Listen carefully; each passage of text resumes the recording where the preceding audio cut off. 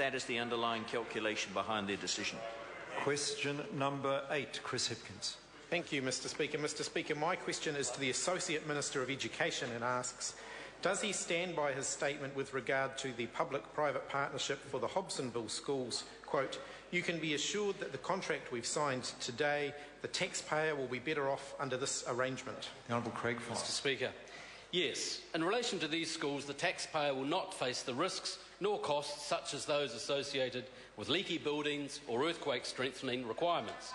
There is an upfront cost saving of 1.7% over the public sector comparator, total value of $111 million in the contract with learning infrastructure partners. If learning infrastructure partners do not meet their performance targets under the contract, the cost to the taxpayer will be less.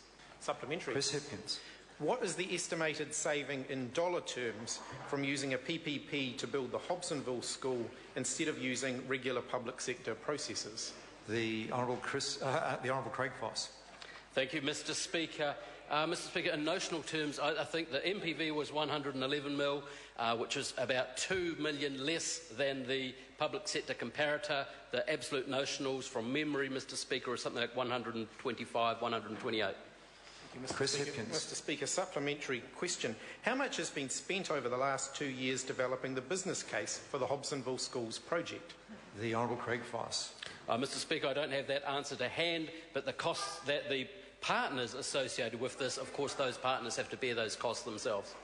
Chris Hipkins. Supplementary. Is he aware that Budget 2011 documents show the government spent $3.5 million over the last 2 years simply to prepare that business case, significantly more than the $1.98 million saving the PPP is supposed to produce?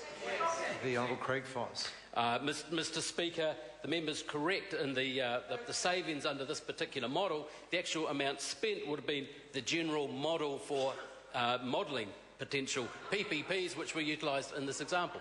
Supplementary question. Chris Hipkins. Mr Speaker, has he informed the Prime Minister that the Hobsonville School PPP will cost more than building the school using regular public sector processes? And did the Prime Minister inform him of his previous commitment that, quote, if PPPs, quote, weren't cheaper, no government would consider them?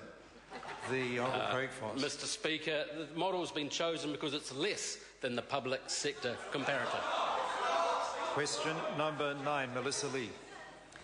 Thank you, Mr Speaker. My question is to the Minister of Social Development.